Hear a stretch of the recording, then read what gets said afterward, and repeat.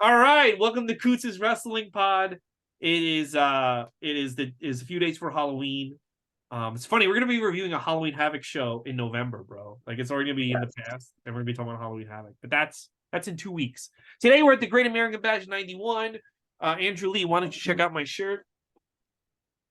You know whose shirt this is? I think it's Austin, but you gotta take a Yeah, step back. it's Yeah, Austin. The yeah, it's shirt is Austin. alcohol I fuel, see. alcohol It is. fast machine. It is Stone Cold Steve Austin's shirt. Yeah, because this is his first appearance on pay-per-view. Um, this shirt's very rare. I got this at WWE New York right before they shut down in 2001. Is it really rare? Yeah, he didn't wear it that often, but I thought it was funny. Alcohol fueled whoop ass machine. That is actually. I can see why they didn't want to do that shirt again. Yeah, because basically it says that Steve Austin's an alcoholic. Yeah, and like, you're going alcohol to started going more PG days. Yeah. So, but yeah, it's very. I didn't realize how rare it is, but we're rocking it for this. This show is weird because every time he's just constantly drinking beer anyway. I know, but they don't want. I don't think they want to celebrate. Yeah. Everybody knows, but you can't say it. Like you can't print it.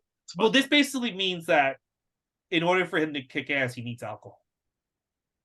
In order for him to be good at his job, he needs to drink. If Popeye needs his spinach, right? This show was a chore to get through, bro. This show. Kinda, not all the way. No, I thought all the way. It is. It is. They at one point they start chanting "We want Flair," and let me tell you something. I wanted Flair too, because. Oh, okay. See, I think that's because there's a difference between us, and the difference is I can tune the fans out. No, it wasn't the fans. I just couldn't get into the show.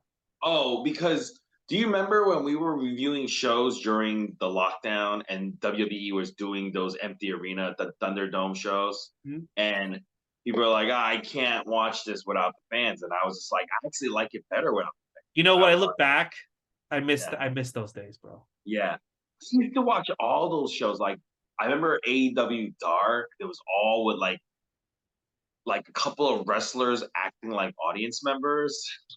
Like Sky Blue would be an audience member, and they would be doing wrestling matches for like she was the audience there in 2020. Yeah, I think it was Sky Blue. There was like a bunch of those jobbers were acting as audience members in like AEW Dark, and I was just like, people were like, I remember, people go, oh, can't get into it without the fans. I'm like, actually, I like it better because I don't hear stupid chants all the time. But I kind of felt like. You felt like that watching this Great American Bash 91? No, I felt like the company was very. They weren't, as a company, they weren't ready to lose Ric Flair yet. Like they weren't, and I think I get it. I'm not gonna say that the fans' lack of enthusiasm does hurt. But I'm saying even like the product wasn't ready to lose. There was some good stuff, I thought. I didn't like this show at all. You didn't like it at all? I kind of, there were some parts I did like, I couldn't. There was one part. I think I know one of the parts that you liked, but I couldn't. But this is an important show because this is the first pay-per-view with Steve Austin, who becomes the biggest star in the world. Also, like Luger wins the belt. But you know what? That's another thing. That should have happened a year and a half ago. That should have happened 2 years before. But it finally happens here, so it's kind of nice that it finally also happened. The first appearance of Eric Bischoff on pay-per-view. Yes, sir, that's right. So there's some good points and bad points, I think. It's not the worst pay-per-view in the world. That's what a lot of people. No. That's reserved for Bunkhouse Stampede '88. Yeah. All right, so let's get into the show. Yeah, let's get into it, man. The Great American Bash 1991, Legend versus Legacy takes place. It doesn't happen, by the way. What? But that line was for Flair Luger. Yes, because if you watch this, it makes no sense. Yeah. If you go, what are you talking about with Legacy? Barry Windham? Like I had no idea. Who's the Legend, right? So yeah. If you take Flair out of the equation, it makes no sense. But Great American Bash takes place on July 14th.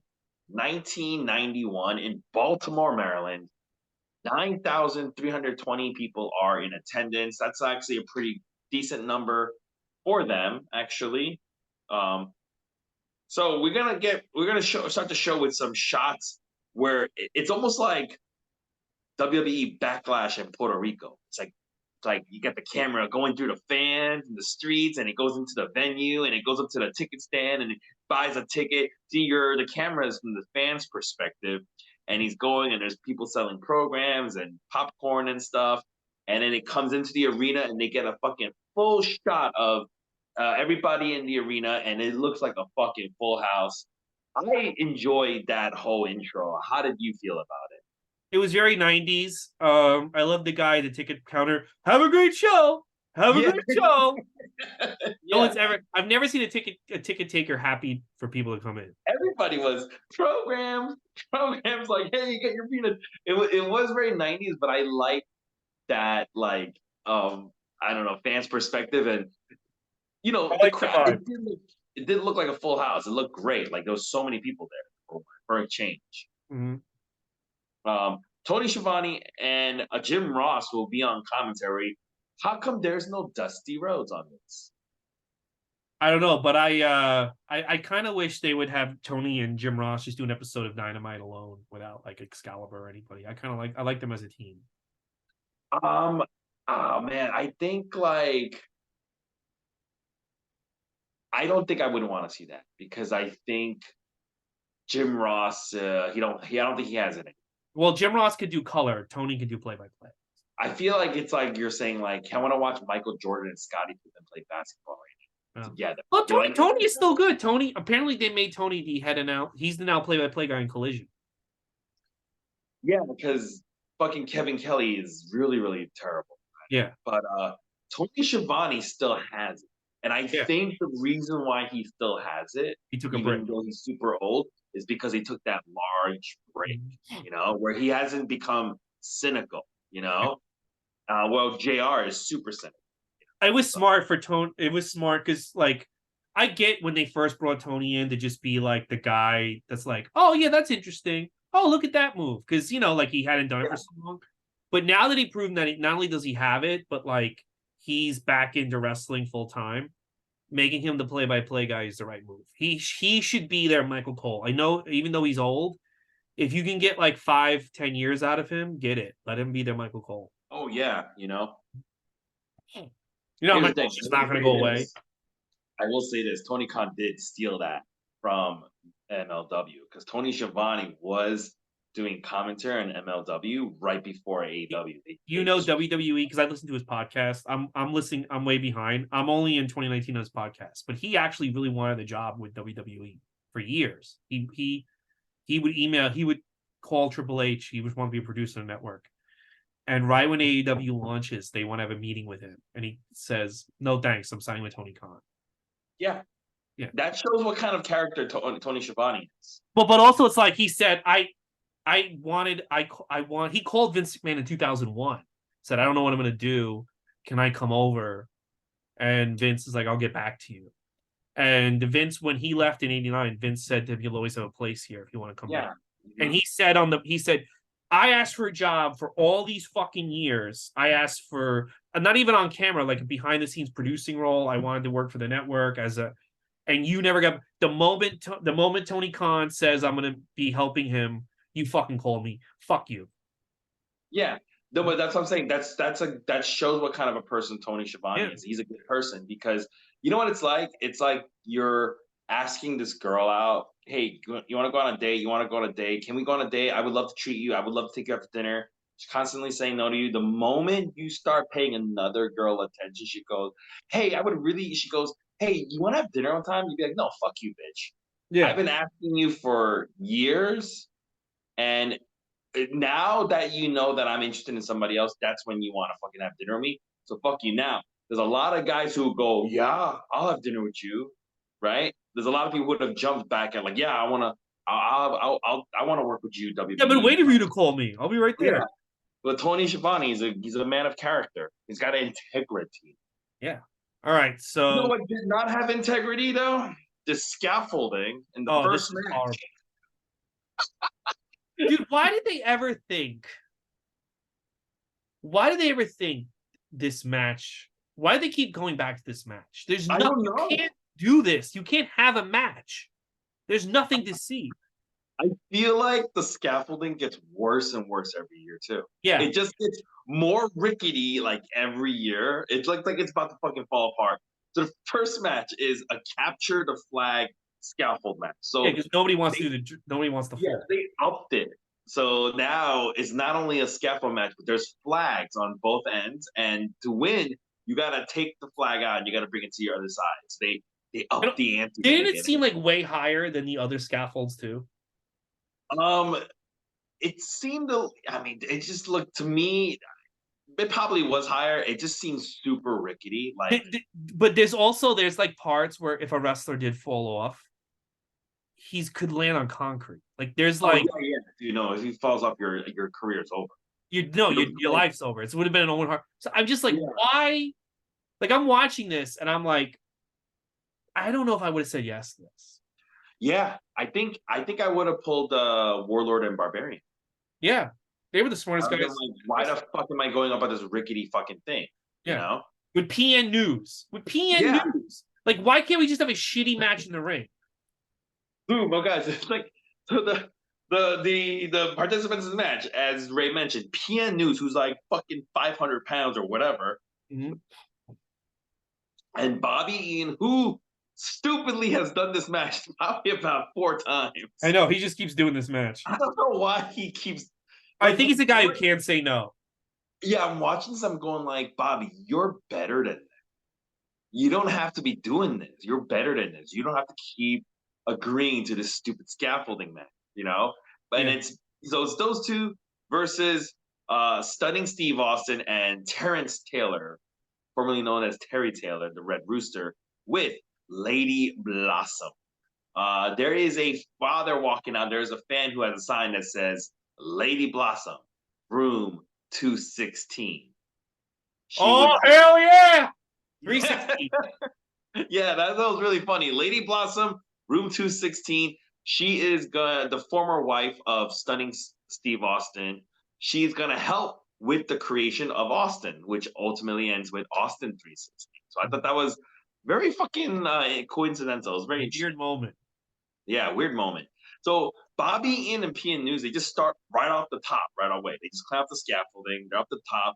The rest of the guys follow up, and this match just sucks. No one can do anything because it's so rickety, and the plank of wood or whatever on top is so narrow. It's so narrow.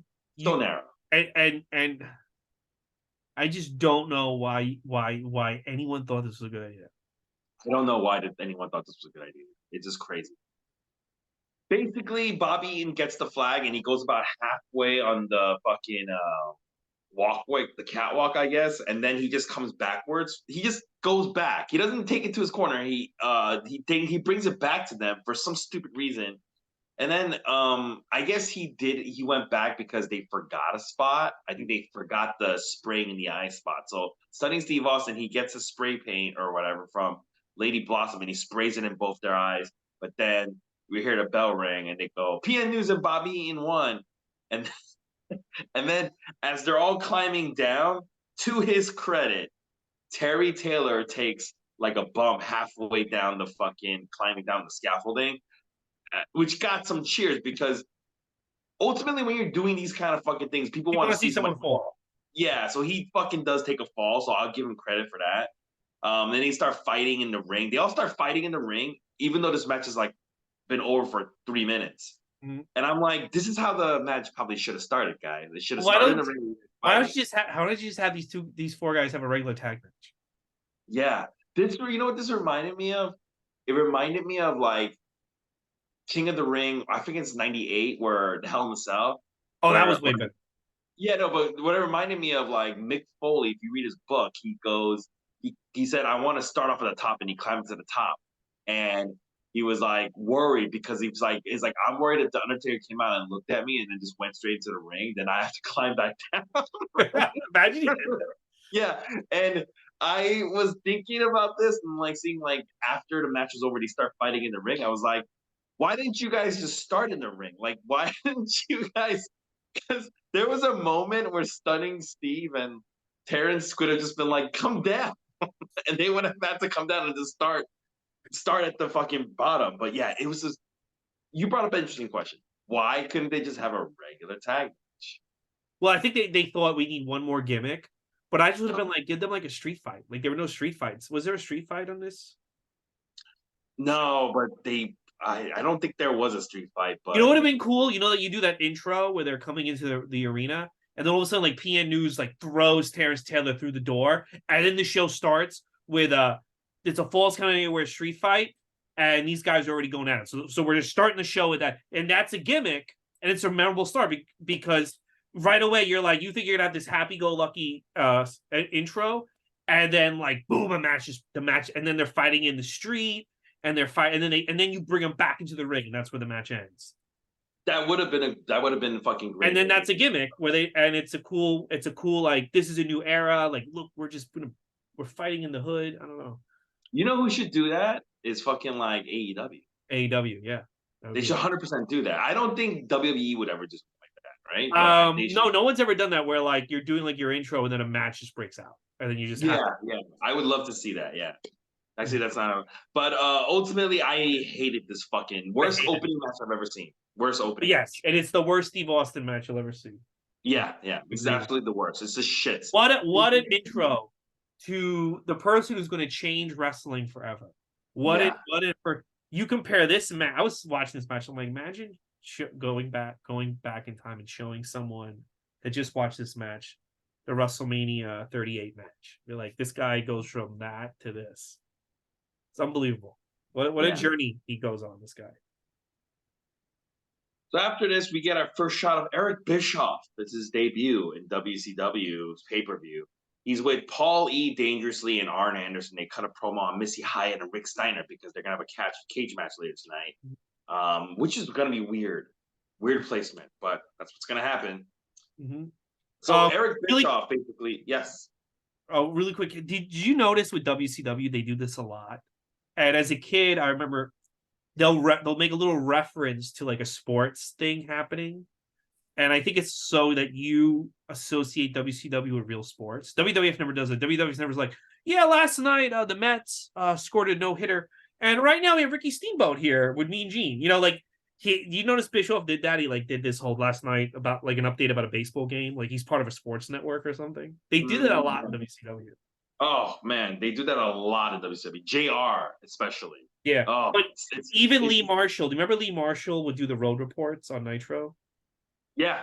He would be like, if he was like in Chicago, I'm in Chicago having a deep dish watching the Bulls. They're sweeping the playoffs game, and of course tomorrow night the Knicks are going to take on the Houston Rockets, and next week Nitro. And it's almost like I think they wanted you to think that WCW is part of the sports world. Like, yeah, I can see that. I can see why they would do it like that, and they wanted to make it. I didn't see it. I always think that was the wrong way. I think Vince was smart, being like, "We're not sports, we're entertainment." Like like because it comes across like you don't really give a shit about the baseball game. No, yeah, and you're trying to like put this next. You're trying to beat something you're not. Yeah. At the end of the day, you're fake. You're a fake and a front. Exactly. And I think one of the smartest things Junior ever did was totally embrace that side of we're not sports, we're entertainment. Get that through your heads, and the traditionalists all hated it, but that was the most genius thing ever. But dude, Eric Bischoff comes across so goofy. Yeah. Jim Ross did not see him taking over the company coming. No, I couldn't see it looking at this. So Eric Bischoff is just like the backstage announcer, right? Yeah. I mean, interviewer. He's the lowest level announcer in the company. Yeah, he's just the interviewer, and he's not like Sean Mooney. He's just like really goofy, right? But that's supposed to be. He's supposed to be like, oh, I'm so excited about everything kind of role. And to his credit, he does play that role very well. But you cannot when you watch this. You talk about Steve Austin. You're going like, I wish I could show somebody this and say this is the guy who's gonna be the man. I want to show. I would go back and be like, this guy is gonna be like, he is gonna take this company to the greatest heights they'll ever have. They would beat WWF. They'll be like, get the fuck out of this guy. Honestly, now that I think everyone thought that Tony Khan was gonna outdo Eric Bischoff when he showed up, but now that Tony Khan has completely failed and he cries on camera about CM Punk. what Bischoff did is even more impressive now, because it's like, well, nobody was able to do this. Nobody was able to take this guy on. As much as I hate Eric Bischoff, I think I would love to stop hearing him in anywhere in wrestling nowadays. I have to give him credit. Yeah, nobody has ever in the history of wrestling gotten Vince McMahon on the ropes. Yeah, except for this fucking guy, this twerp. And the funniest thing is Vince, he always went after Ted Turner. He never went after Eric Bischoff. But it wasn't Ted Turner that fucked him up, that almost made him lose his company. It was this fucking, because you listen to his podcast, he's a fucking idiot. But he knew he was smarter than Tony Khan and Vern Gagne, and he almost drove Vince out of business. Imagine if Vince McMahon, when he got to finally work with Eric Bischoff, was like, I can't believe this idiot almost ruined me. I think now he resents it more than ever, because now that they've had 20 years of dominance, and now that they're selling out arenas everywhere worldwide. I mean, they're announcing pay-per-view. They're basically becoming taking over the planet, and they're merged with UFC. It's probably even more frustrating. I could have lost all of this because of this guy. Yeah. None of this could have happened because of this guy. If he had just been a little bit smarter. WWE at this point is an institution. It's but it almost wasn't. It's not sports. It's like MTV or NFL. It's not gonna go away. If Eric Bischoff had done a few smarter moves, I think he could have won.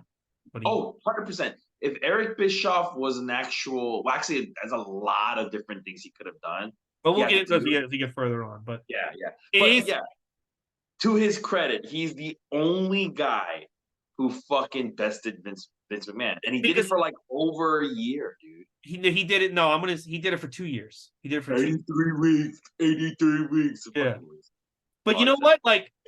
Dude, Tony, I think that's why everybody was so excited about AEW, because I think they thought, well, if Eric Bischoff, as useless as he is, can do this, Tony Khan sits on message boards with us, so he's definitely gonna and he couldn't do it. Yeah, couldn't do it. But anyway, we're gonna go to match number 2. It is the Diamond Stud, Scott Hall, with DDP. Basically being Razor Ramon. Yes. They don't call him Scott Hall, though. They just call him Diamond Stud. Diamond Stud, and they bring a woman to the ring. And her job is to rip off the Stud's pants. He's got those rip-off pants. Mm-hmm. And it is going to be the Diamond Stud versus the Z-Man, who comes out with the Godfather's hose. I love how they're just we got to get this guy over. Just put it with a whole bunch of women. We got to make him, we got to give Z-Man something to get him over. To WCW's credit, they're really trying with Z-Man, Mm-hmm. So Z-Man starts off this match hot. He fucking does he just runs on the ramp. Remember, they have that ramp that connects to the ring. He runs and it just fucking leaps over the top ropes, hits a fucking double clothesline on both of them. This is a back and forth match, and then Z-Man ultimately he has a cover on the Diamond Stud, but DDP he gets involved and he gets in the ring. These distracting, and while Z-Man is distracted, the Diamond Stud hits a belly-to-back suplex and it with a bridge for the win. After the win, you see that the Stud is kind of bleeding on his face somewhere, on his cheek. And the commentators keep mentioning, this is really annoying because throughout this whole match, they kept bringing up the Diamond Stud's finisher, the DDD, the Diamond Death Drop, right? They keep mentioning it. Oh, he's been putting away people with a Diamond Death Drop. He might use it here. If he uses the Diamond Death Drop here, he might win. And he never fucking used it. I didn't like this match. I thought this was basically an enhancement match. This should have been on their weekly TV show, not on a pay-per-view. Yeah, it wasn't bad. This should have been the opening match, I thought. Look, we're seeing this for free. I mean, we pay $5, but it's for free, right? Mm-hmm. And so we don't mind. But imagine you have to spend $30 and you're sitting through this match. It's almost insulting. Yeah, you're right. This is a fair point. Why is Z-Man not over? We had this conversation a few weeks. I think he was over to me as a kid, but I think he's a weirdo in the back.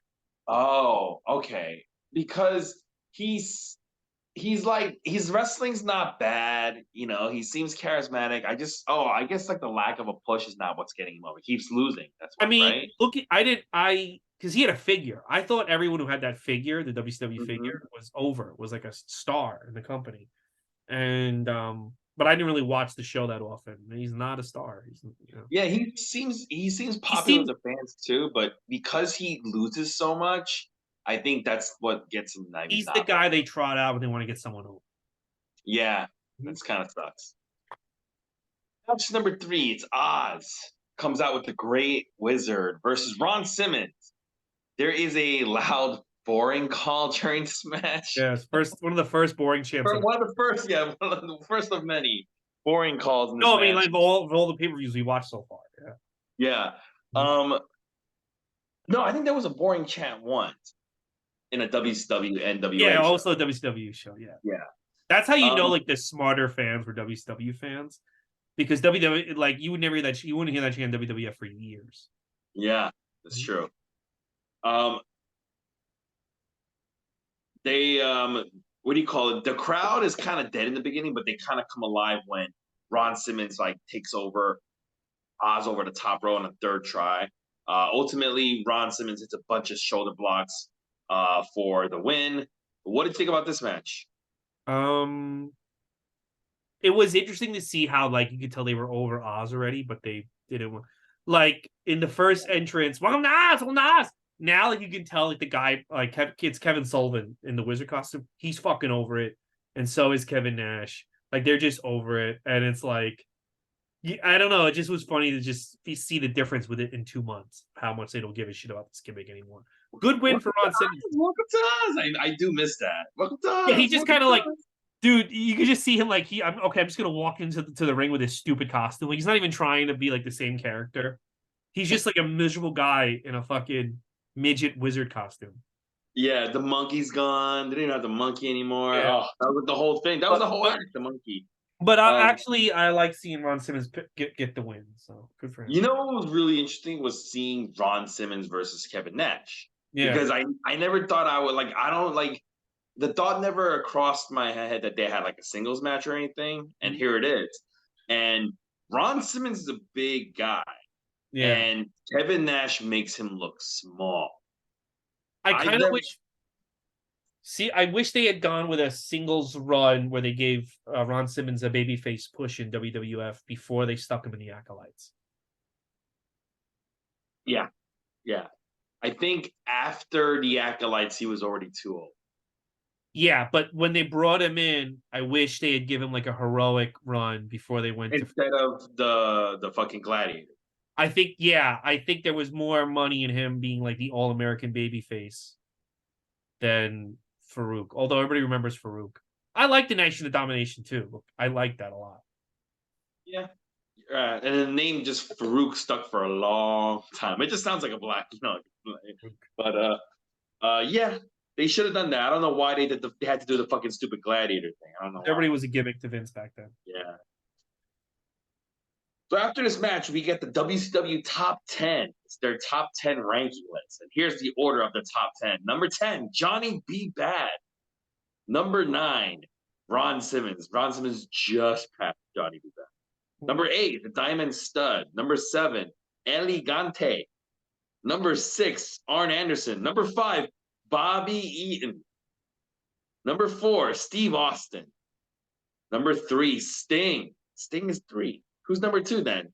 Barry Windham. Barry Windham is number 2. And number 1, the U.S. champion, Lex Luger. They do mention that the world title is vacant. So, very interesting. Why? Um, That's a shitty top 10. I mean, I not mean, really. as in terms of legends, it's not, but just like in terms of like watchability for the company, not a good top 10. Yeah, I guess. Yeah, I mean, like They all become legends, but like at that point, it's like Bobby Eaton's number 4. number Why would I want 5. to watch a company where Bobby Eaton's number 4? Like, give me a fucking. He's number 5, but you make a great point. I know what you're saying. I get Yeah. it. He's Bobby is. I like Bobby Eaton, but he shouldn't be like in a Z-Man role. You know, Yeah. you know, But it's like you got rid of Flair and fucking Sid Vicious, and it's like they weren't ready to lose those guys.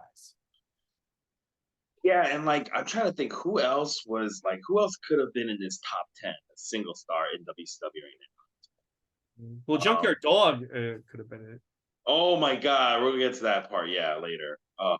Number fourth match, Robert Gibson versus Richard Morton, formerly Ricky Morton, Richard Morton, who is now aligned himself with Alexandra York, the York Foundation. They fight on the. By the way, Ray, I don't know if you caught this.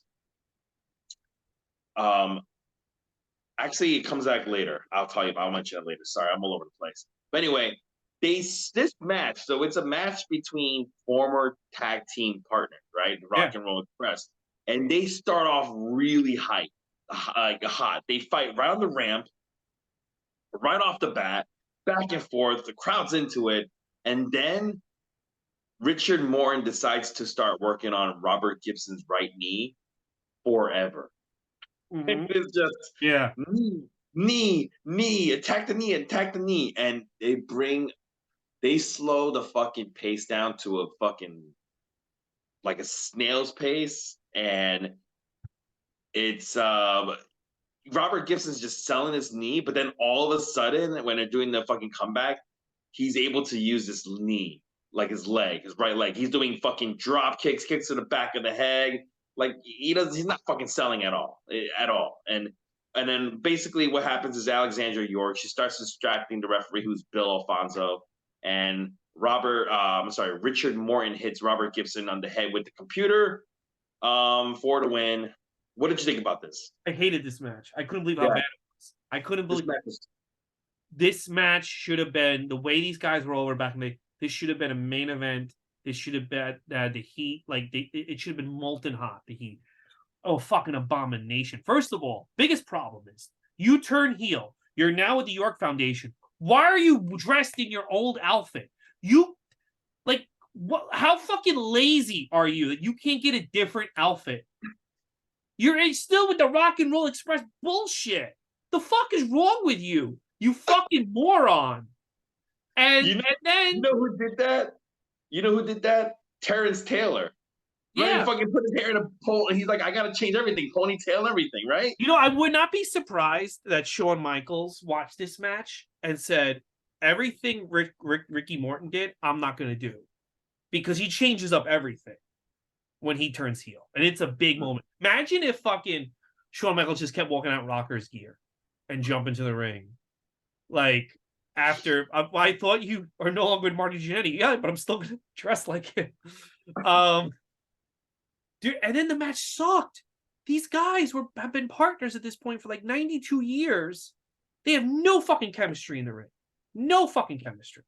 This should have been match of the night. This match, if you said to someone in 1986, we want to do Robert Gibson versus Richard Morton, I could see something like Dusty Rhodes being in 2 years not going to headline Starrcade.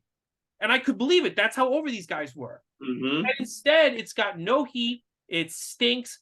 I always heard this match wasn't very good. I was shocked at how fucking horrible and how, you know what it was? It was just lazy. It was the outfit made me realize this match was going to stink because you're fucking lazy, Ricky Morton. You just changed it to Richard, but you did everything else like give me a fucking break. And he didn't. Not like once did he refer to the fucking computer for analysis. No, which is the whole York Foundation gimmick. No, fucking lazy, and it was horrendous. Yeah, I hated this match. This was so up to this point. I hate this show, but we're only 4 matches in. Okay, it starts picking up. If you're watching, you could skip the whole first half of the show. Mm-hmm. Eric Bischoff, he's with the Young Pistols and Dustin Rhodes. And speaking of Dustin Rhodes, they're cutting a promo on the Freebirds, and Dustin Rhodes, he starts trying to sound like Dusty Rhodes in this promo. And let me tell you something, brother, I hated it. Oh, it's horrible. I hated it. He's trying to sound like Dusty, and it's just so forced. It sounds awful. Oh, well, this is the only time he's gonna do this, right? I think every now and then I think Dusty ordered him to like kind of slip Dusty. Really? Oh, it's so. unnatural. Where he tries to sound like Dusty Rhodes. It's super They should have when Ava debuts on the main roster. They should just have her talk like The Rock. It doesn't matter. Yeah, they should. All right, we're gonna go. This is gonna lead right into our match number 5. It is a tag team elimination match. Okay, so that means it is actually not a tag team. It's a 6-man elimination match. So yeah, it's like a Survivor Series. yeah, basically, but it's 3-on-3. It is the Fabulous Freebirds with Bad Street, the masked character, with Sir Oliver Humperdinck, versus the Young Pistols and Dustin Rhodes. And let me tell you something. In this match, there are multiple moments where multiple men are in the ring at the same time, like going like more than 2 men in the ring at the same time, fighting each other. And Jim Ross, he goes ballistic about this, and he starts saying how like how come where are the rules? What happened to the rules? What's the referee? Is the referee gonna do anything? I'm just kidding. He doesn't say any of that. He says nothing. He says absolutely nothing because JR is a fucking hypocrite. Bad Street. I like this Bad Street character. Who is this again? It's Brad Armstrong. It's Brad Armstrong, Scott Armstrong's brother, Road Dogg's brother. And in this masked character, every once in a while he'll do like the whole Hogan-esque like posing and shit, which I liked. It's just funny. It's this guy in a mask, a full bodysuit. He's doing that. Sir Oliver Humperdinck, he attacks Tracy Smothers when the ref doesn't see it. And this allows for the majority of the match for Smothers to start getting worked on and get the heat on. Smothers, he misses like 3 chops to Michael Hayes. And Michael Hayes just goes like, dude, and just fucking hits him with like a great looking punch. Mm-hmm. And he puts him down. You got to give Michael Hayes credit. He had a great working punch. His punch looked great. Yeah, his punches look great. Eventually, Tracy Smothers, who's getting worked on this whole match, he does make the hot tag, but it gets no reaction. Right? None. What do you call it? Michael Hayes and Bad Street, they hit a double DDT to eliminate Steve Armstrong. He's the first elimination after a very, very long fucking sequence of action. And as soon as they make that first elimination, Michael Hayes starts celebrating, but Tracy Smothers starts running at him. So Hayes like back body drops him over the top rope. That's illegal in WCW. So Hayes gets disqualified and eliminated right away, which is very interesting. And Hayes starts complaining. He goes like, dude, he ran to me. What was I supposed to do? What was I supposed to do? He's complaining, but he's eliminated. He's the second one eliminated. Then they hit another double DDT on Tracy Smothers, so he's the third man out. And then Dustin Rhodes, he comes in with a fucking flying lariat. As soon as that cover is made and Jimmy Jam Garvin gets up, he gets hit with a fucking flying lariat. And he's eliminated 4th. And then Dustin Rhodes, he basically hits a bulldog on Bad Street while drop kicking Sir Oliver Humperdinck, who can't interfere, for the win. The crowd is dead for most of this match, 100%. They wake up for the finish. Oh, I think it's a very good match. I like this match a lot. Yeah, this match is good. It started off like it was going way too long, but then when this was the first time where you see that Dustin is probably like a really good worker, a really good worker. Like the other matches he's had so far in this journey haven't been impressive, but now it's like, all right, this guy is getting better. He's way better than he was in May. So, that drop kick bulldog was great. Yeah, you know? I like the pistols too. I was like, after watching that, I was like, I like these pistols. These guys are going places. That's what I was thinking. The unemployment line. Yeah. I actually do. Like, let me ask you a question. I wanted to ask you this one also. Who do you like better, the Young Pistols or the Smoking Guns? I think the Young Pistols are better workers. Smoking Gun matches all like I feel like from 93 to 96, every fucking WWF pay-per-view is a Smoking Gun match that's like put you to sleep. There's never been a good Smoking Gun match, I don't think. Yeah, no, right. I like the Young Pistols better too. Yeah, it's a blatant ripoff of this gimmick, but the Young Pistols are way better workers. But you know what though? If they put out a WWF Elite 2-pack of the Smoking Guns, I would buy that. Not a lot of Smoking Gun merchandise. I'd buy some Smoking Gun merch. Oh, they won't do it because of Billy Gunn. I know, but like maybe if he comes back. Yeah, because I haven't seen a Smoking Guns action figure. You're right. Absolutely, there isn't. The first time that comes out, it's going to be a hot property. The only Smoking Guns was the Hasbro Smoking Guns. They really never had figures. I would get that would be a fun 2-pack. Yeah, 100%. Especially since you haven't seen it. Yeah. All these other ones, like when they do like a 2-pack of like, actually, like how they just recently started. They just recently did the head shrinkers and the acolytes. That was kind of cool, Yeah. because we haven't seen a head shrinkers. Who else could they do that haven't done yet? Headbangers. Yeah, that'd be cool. Yeah, that would be cool too. I would like to see that. Anyways, we're gonna go to. Doom. I'm They glad could you do like this Doom. match. What? Doom. They should do Doom. I think Doom is a fucking great. I think that's a great act.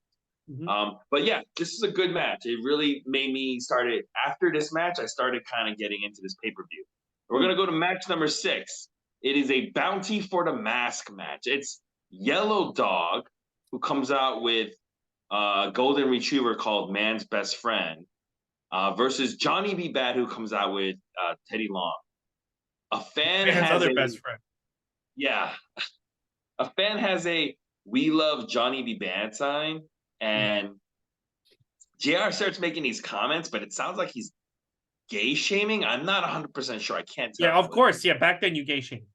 Oh, okay. Gay people had no rights to the Southern people. Oh, okay. Yeah, it sounded like it. Like he was making these snide remarks, and I was You're like, supposed to not like Johnny B. Bad because he's gay. yeah, You're supposed to be freaked out and not like him. I remember you told me the first time we saw Johnny B. Bad at the last WCW pay-per-view. You were saying how like this guy trying to act like he's black and nobody buys it. But remember, I told you I bought it. I actually did think he was black. Yeah, I remember. Yeah, he really looks black, dude. No, he really does for a white guy. Yeah, he looks like Little Richard. That's why Dusty Rhodes signed him. Yeah, he 100% looks like Little Richard. Like, what happened to Little Richard? Is he alive still? I think he just died. Oh, let me see. Because I killed somebody else the other day, and they were still alive. Hold on. Before this match begins, yeah, dude, he died in 2020. Oh, he did. You died right in the pandemic. Holy shit. Anyways, and some would say Johnny B. Bad's character died a long time ago. Before this match begins, we get a great shot of fucking the super fan Vladimir, who's got a fucking Lex Luger shirt. How the fuck did he get to Baltimore for this event? Baltimore's not that far. I know it's not that. We were there. Maybe we should bring Vladimir to Attorney of Dreams. That's in Baltimore. No, it's in Maryland. Yeah. Where's Attorney of Dreams? It's in Maryland, right? Yeah. Oh yeah. But anyway, yeah, you could technically drive there. Yeah. But this match, it's not like a bad match, but like, because remember, it's John. By the way, Yellow Dog is Brian Pillman, and they keep saying it's Brian Pillman in the mask, but there's no way to prove it. I get it. Well, so it's Pillman's in the match, who's a good wrestler, so it's not a bad match. The crowd is just not into it. The Yellow Dog hits a crossbody and he covers him, but Teddy Long enters the ring and he attacks him for the DQ finish. And he's just trying to get the mask off because remember, that's the whole point. If there's a bounty that if you could remove the mask and reveal that it's Pillman, you'll get money. But he can't do it. And even though Johnny B. Bad lost, they don't want him to lose any heat. So they let him do his like left punch on fucking the Yellow Dog to knock him out of the ring to kind of keep some of his heat. What did you think about this? It was all right. It wasn't the worst. Yeah, it wasn't the worst. Yeah, good, fair. So then we go in the back, and Eric Bischoff's in the back, and he's like, "This is what I thought was this your favorite part?" This is not my favorite part, but I didn't hate it. It's like the third part of this running gimmick that they're only doing on pay-per-views. Yes, yeah, and I kind of like it. I like this running gag. Bischoff is like in the back, and he's kind of now in the Missy Hyatt role in the fact that he's like so excited to be doing an interview in the opposite sex's locker room. Because remember, Missy Hyatt was so excited to do, interview in the men's locker room. Bischoff is excited to do an interview in the women's locker room, and he's trying to interview Missy Hyatt. And he goes into the locker room, and her assistant very comedically comes right up to his microphone to read a card from Jason Hervey. Oh yeah, he's already He's already fucking sucking Jason Hervey's dick. This guy gets mentioned at every pay-per-view. Well, I think Bischoff got in WCW, but he had ambitions. And I think he glommed on to Jason Hervey the moment he walked through there. Because he's like, this is the one guy with Hollywood connections. I'm gonna suck this guy's dick. And because they were business partners for a long time. They were selling reality shows. But he glommed on to Jason Hervey. Well, also Jason Hervey was fucking Missy Hyatt too at this time. So. Yeah. I just like how either Jason Harvey is There. fucking either seen on camera or he's always mentioned. Even the last one, they didn't actually show you a clip of him, but the commentators had to make a point to mention that he's there tonight. Remember that? Yeah. And They should put him in the WWE Hall of Fame. yeah, he's just like so many consecutive like appearances in a pay-per-view for as a celebrity. They should do that. I know they won't. It'd be really funny if on AEW every week, like who's like an obscure star now? Like I'm trying to think like a current TV show, like the kid from Harvey Danger. That's a good one. That show Henry Danger, whatever. It's on Nickelodeon. They just constantly announce that he's in the building every week, but we don't see him. I think that'd be kind of funny. Yeah, they should. Like they said, yeah, they should do something. Hey, young Sheldon is young Sheldon's in the building. Young Sheldon, he's here tonight. And then like if they can get him, like just always cut to him, and then like just keep moving on. Like it is funny how Jason they really are impressed with Jason Hervey. No wonder he became business partners with, because it's like they treat him like he's Tom Cruise. Dude, Jason Hervey is equal to like Macaulay Culkin, Henry Winkler, fucking Chuck Norris, all rolled into one Jason Harvey, dude. But anyways, his Missy Hyatt's assistant like reads a card like a robot from Jason Harvey right into fucking Eric Bischoff's microphone, and then she walks away, and then Eric Bischoff goes in and he's like, where's Missy Hyatt? And he realizes she's in the shower, and he's like, I'm gonna go spy on her.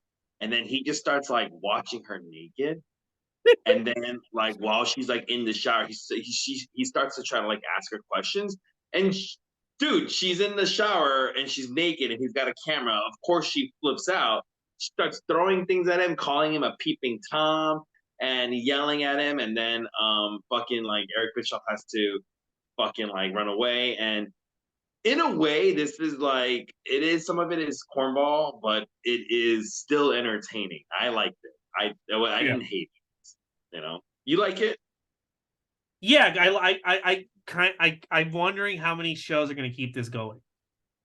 Yeah, I like this running gag. This is like it's almost like this is too smart for WCW to have like this running gag. Yeah, this is almost like too clever for wrestling that they're doing, because everything else is so stupid. But somehow this keeps going and it gets weirder and funny. And it's never too long. It never overstays its welcome, right? It doesn't get mentioned throughout the show. It's just like brief, Yeah. And I like that. All right, it's a nice a break from wrestling too. Match number 7 is a lumberjack match. It's for Big Josh comes out first, and he's replaced the Bear with the Godfather's hose as well, which I fucking. The Bear was the whole gimmick, dude. Once he got rid of the Bear, it was over. I know. Well, it was over the moment he walked out. So yeah, Big Josh versus Black Blood. Who they say is with Kevin Sullivan. There's no Kevin Sullivan. I like this fucking mask gimmick. I'll tell you that right now. It's Billy Jack Hayes. It is, and Billy Jack Hayes is not a bad wrestler. Just that his Billy Jack Hayes is such a stupid name for a wrestler. Black Blood. I like Billy Jack Hayes. That's such an 80s wrestler name. Really? I like Black Blood. I like it. Billy Jack. They should, in fact, use this gimmick now. Like WWE, when they hire all these new guys to NXT and the Performance Center, and they're like green as grass, they'll be like, listen, we just need you to work a wrestling match, but you're going to suck, and we don't want that stink on you forever. So we're going to put you under the mask so nobody can tell it's you. And then as you get better, we'll take the mask off you, and you have your own character. That's what they should do. Instead we're seeing like that could have saved Conor Reeves' career. Mm-hmm. But anyways, they got lumberjacks around the ring, and one of the lumberjacks is fucking Junkyard Dog, and I was so sad. I was like, And they didn't even announce that he's coming to the ring. no, He's just standing there yeah, like he is now just like this. We watch this guy fall from grace, and he doesn't even have a match on this fucking. You know who had a fall from? You know who's currently like experiencing this type of fall from grace, where it's like they don't even matter? Is the Hardys? Yeah, you're right. Yeah, Yeah, like, absolutely people are right. now like when the Hardys came out and they got a big pop in New York, but then like watching them like Matt Hardy can't do it anymore, and it's like it's sad, and that's what Jeff Hardy, because I the rumor was Jeff Hardy was supposed to fight Roman Reigns at the Royal Rumble. That was the rumor right before he got canned. He never should have. He never should have left WWE. Yeah. I remember when they both first came into AEW, there was a lot of hype, and then Jeff Hardy fucking ruined it by drinking and driving again, and Yeah, yeah, honestly, if I was Tony, Tony's got to learn just to fire people. Like, I would just say to both these guys, you got to go. It's over. nah, he's just collecting his action I know. figures. You know, he's always liked the Hardys, same way he's always liked Mark Henry. So he keeps these action But figures. Mark Henry's not like stinging up the ring every Wednesday. I wouldn't say these guys are on any Wednesday at all. They were on last night. They were? Yeah, they fought the Elite. The Hardys did? Yeah, the Hardys and the guy from Private Party. What happened to the other Private Party guy? Did he die? Oh, injured. Injured. By the way, if I was his Private Party guy, I'd be like, all right, Tony, can you get me away from these fucking Hardys? No, he doesn't do that. Because he needs a reason to keep him around. Like the same way Lance Archer is fucking saddled with stupid ass Jake Roberts, who does nothing. Oh, yeah, who wanders out to the ring? Yeah. So yeah, they have Junkyard Dog. Yeah, you're right. He's not even mentioned. I think they show him as a lumberjack. They don't even mention him. Yeah. Ricky. This is the part I was going to mention. Richard Morton. I'm sorry, is one of the fucking lumberjacks, and he's got a great York Foundation T-shirt. You see that York Foundation Oh, shirt? he finally put on like something relating to his new character. Great, Yeah. fucking moron. I would say you should get the shirt. It looks fucking dope as hell. It's so 80s. Even though we're in the 90s, it's an 80s shirt. It looks great. Dick Slater and Dick Murdoch are also lumberjacks in this as well, but they don't get a mention either. The lumberjacks start fighting each other, which in this match, which brings the crowd to life. And the ref, this also distracts the referee. The ref, yeah, it distracts the ref as well. And then while the referee is distracted, Black Blood gets his axe so that he can kill Big Josh. That's what I'm assuming. Yeah. Why would you get an axe? Like it's a real axe. And then Dustin Rhodes, though, he takes Big Josh's like axe handle gimmick and he hits Black Blood on the knees, and then Josh hits the inside cradle for a cradle victory. What did you think about this match? I mean, it was short. I was interested. It was short, but it wasn't bad. I think both guys can kind of wrestle. Those two big dudes kind of like slapping the shit out of each other. Yeah, I was interested in it because I did want to see what Billy Jack Hayes had brought to the table in 1991. It was interesting.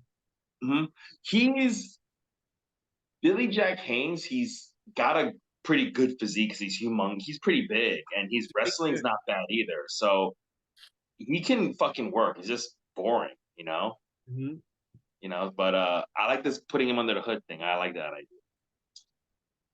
8 is a come as you are battle of giants, right? And it is the one-man gang coming out with Bray Wyatt. When I wrote, it's Kevin Sullivan, but as he's getting interviewed by fucking Bray Wyatt, I mean, as he's getting interviewed by Eric Bischoff about like, because Eric Bischoff goes like, "Hey, you shaved El Gigante's head. Why did you do that?" Fucking Kevin Sullivan starts giving a fucking very Bray Wyatt fucking promo where he talks about a lady with the third eye, with the fucking banshees, death wagons. These are actual words that he said. Mm-hmm. And I don't know what the fuck he's talking about. No, I think he's on drugs. Yeah, I have no idea what he's talking about. Mm-hmm. Actually, they said that Bray Wyatt based his character off Kevin Sullivan, right? A little bit. He took from all those weirdos, yeah. Yeah. This shit, I don't know why he thought this shit was cool. It's not. the Banshees, and we bring out the Death Wagon. I was like, what the fuck is this guy talking about? I was like, I have no idea what he's talking about. But here comes one of my favorite parts of the show. El Gigante comes out with 4 little people, right? Mm-hmm. But everyone, we're talking one man gang, Kevin Sullivan, all the little people, everyone has eye makeup on except for El Gigante for some weird reason, which I like. As you are, everyone wears eye makeup when you come as you are. Yeah, but like the little guys are like supposed to be on El Gigante's team, so why do they have eye makeup? I don't know, dude. Yeah. I hated this match. I hate another fucking piece of shit. So they all start fighting in the beginning. Like Kevin Sullivan starts fighting these little people and stuff. It's really funny. And I was thinking the whole time, you have to give WCW credit for really, really trying with El Gigante. They really tried. They put really him on multiple pay-per-views. They give him multiple chances to get better. They really try with him. This guy, he can only blame himself for his failures, you know? Mm-hmm. And what do you call it? He's so slow and lumbering, and his facials are so like melodramatic that this guy stinks. El Gigante stinks. Anyway, one man gang, he uses a wrench on El Gigante, and most of this match is El Gigante selling for most of this match, which a giant really shouldn't do, but because this guy can't really wrestle, like that's the only thing he can't do is like pretend to be hurt the whole time. One man gang, he gets some salt, but El Gigante like kicks it in his own face. So after that, El Gigante hits him with the Northern Lariat for the win. You didn't like this match? I hated. This is like the point where I'm like, how fucking much is left to this show? There are points in this show. There was a point in the show where I'm like, all right, so there's like an hour left, right? And then I thought I was 2 hours in, and I was an hour in, and I was like, how the fuck? We don't like, because some of these matches feel long.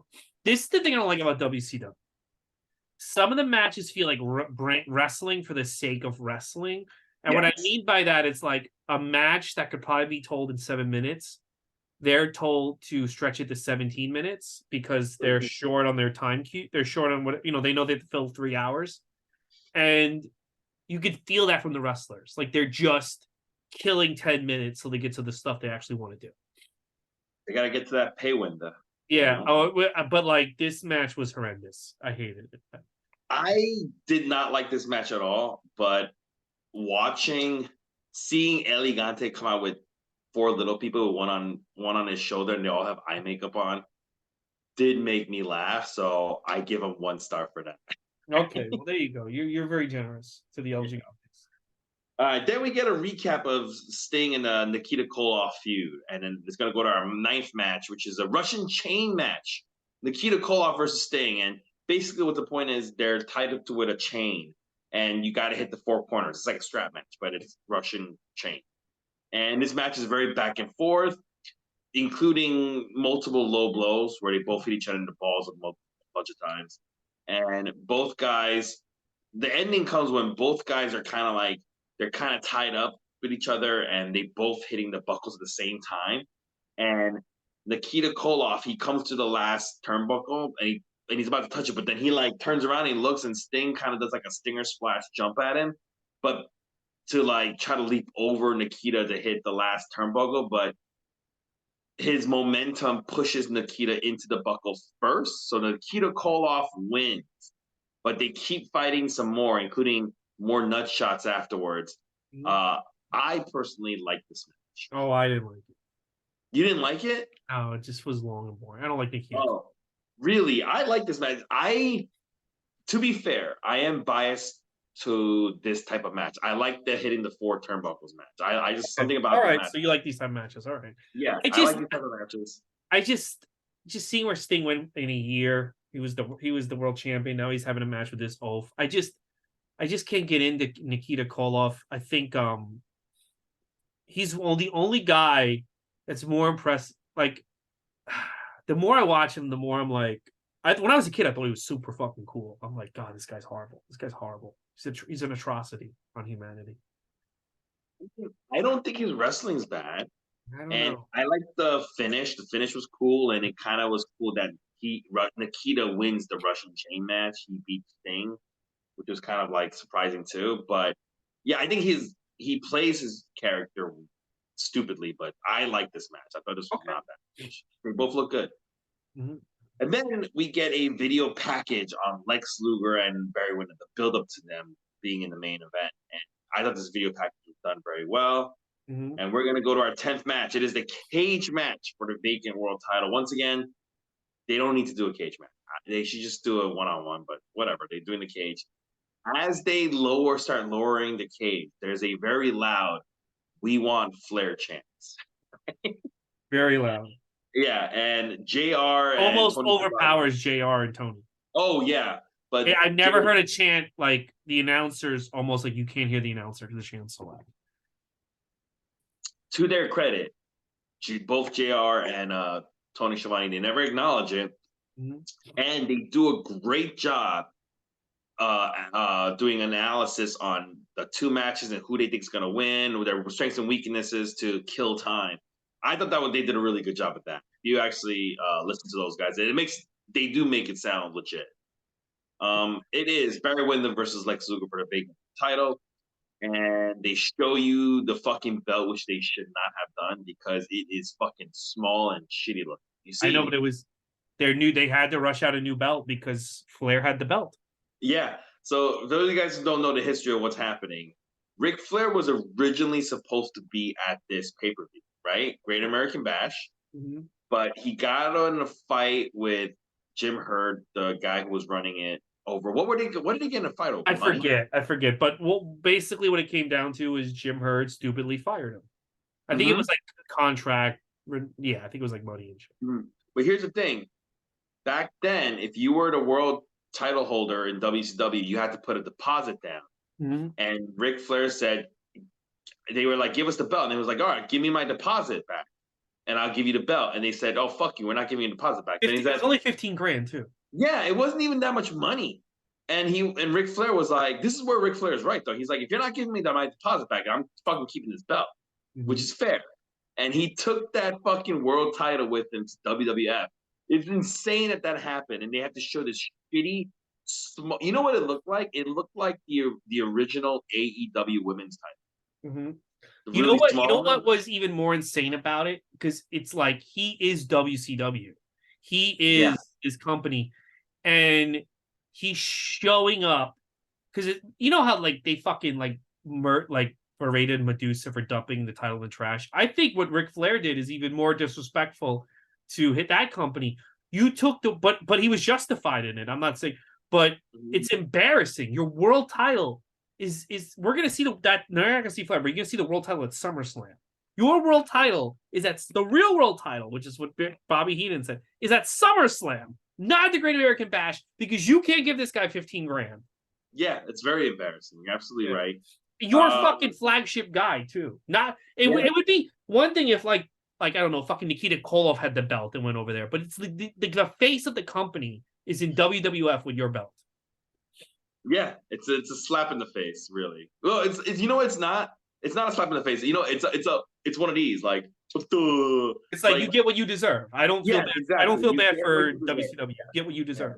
You fuck around, you find out. And we get more fireworks and try to make a big deal out of this, but all that does is get more Flair. We want Flair chants. We want Flair chants. You get fucking Nature Boy chants. This match is happening. Crowd's not into it at all because they want Ric Flair. As the match is going to nearing the end, Harley Race and Mr. Hughes shows up for some reason.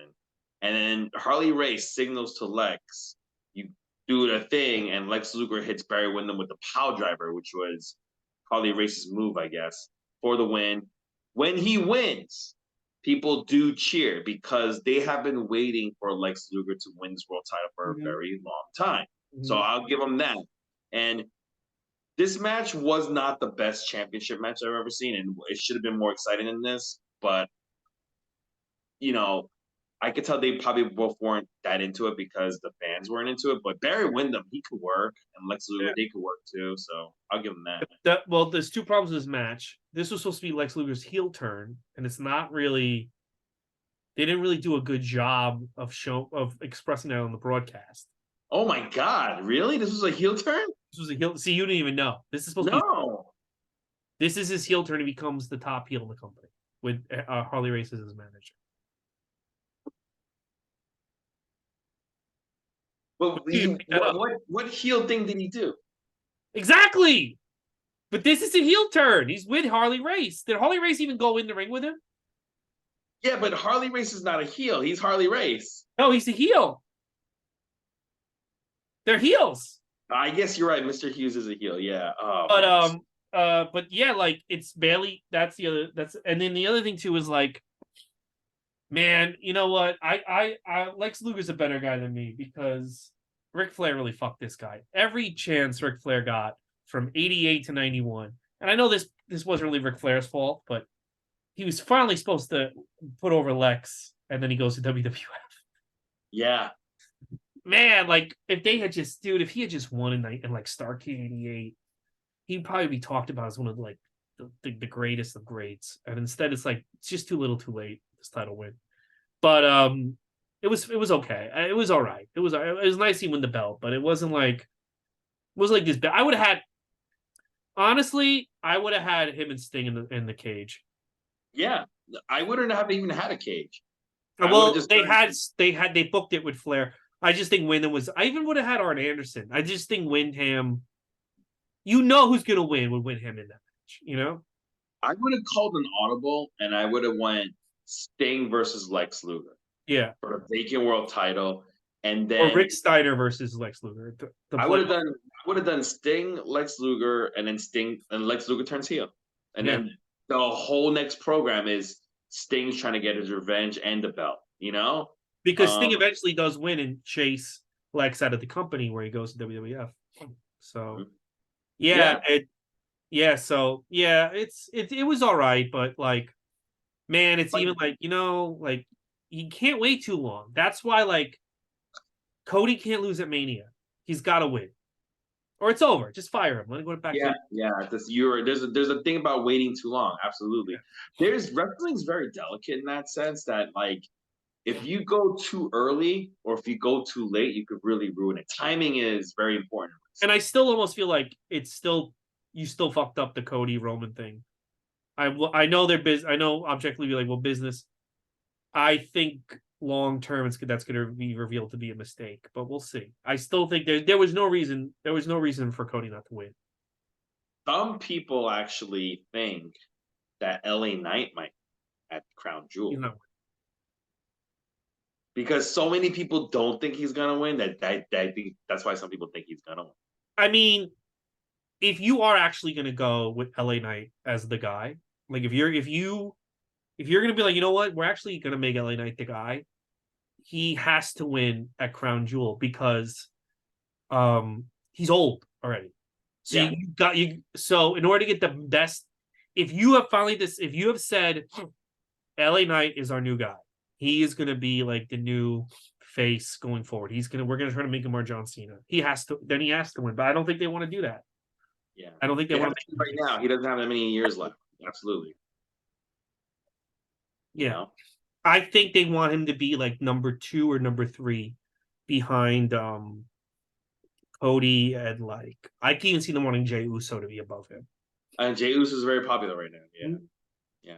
You know what? That thing has kind of worked where Jey Uso's really getting an actual like. Well, yeah. Once they moved him away from the bloodline, he became a much bigger deal. That was smart to get him out. He looked like an idiot at SummerSlam, but once he got to Raw, it looked really good. It was really good. Speaking of things that look kind of stupid, this is not the last match. No, this was such a dumb. I don't know. I don't understand. You would think the world title match and Lex's crowning would be the final match, but it's not. The last match is actually a mixed gender match. Holly Dangerously with Arn Anderson versus Rick Steiner and Missy Hyatt. Before this match begins, the Hardliners tag team of Dick Murdoch and Dick Slater, they come down and they kidnap Missy Hyatt and they take her away. So you don't even get to see her wrestle, even though they promoted that multiple times in the show. So it's 2-on-1. It's a handicap match. Rick Steiner hits the Steiner line and both of them for the win. As soon as that's over, it's like a 2-minute match. the crowd seems very just like quiet and like they just seem like they're just ready to go. I'm like, all right, what's up? That was an abomination. First of all, there's no reason for it to be in a Do cage. that. I don't know why that was the main event. I don't admit, and you didn't even deliver the. I know like what is Missy Hyatt gonna do, but she's not even in the match, and they don't even. Rick Steiner does not seem to be concerned that she was basically kidnapped by raped in the back. He has no concern on his face. That his partner. What an abomination! What a horrible way. I think that's why people think this is the worst pay per view of all time, because what a fucking way to end. What a way to end. Just I think this might be the worst pay per view main event we've seen since Starrcade '83. Wasn't the Bunkhouse Stampede like the main event? But at least that was like a long match, so like you had a chance to get into it. This was Man, that's what makes it worse because it's so. This was horrible. This was like such a like. I think fans thought they were gonna see like this is the main event. There's gonna be some type of shenanigans. Something's gonna happen, and instead it's barely a match. Yeah, I don't know why they put this in here. I really don't understand. It's because they were like, we ended too early. We got to kill some time. Like I don't know what. No. I think the fact they went too long. That's why the match was so short. They had Missy Hyatt get kidnapped. Oh, so the whole time this really was supposed to be the main event. It wasn't like never Yeah. the world title was supposed to be the main event. That's so fucking weird. And why even like it just maybe we got to watch the TV to make sense. But why is Missy Hyatt in a steel cage? Yeah, And just like I just would have had her in the match and like hit like punch Paulie and then pin him, like maybe put her foot on his chest and just pin him and end it.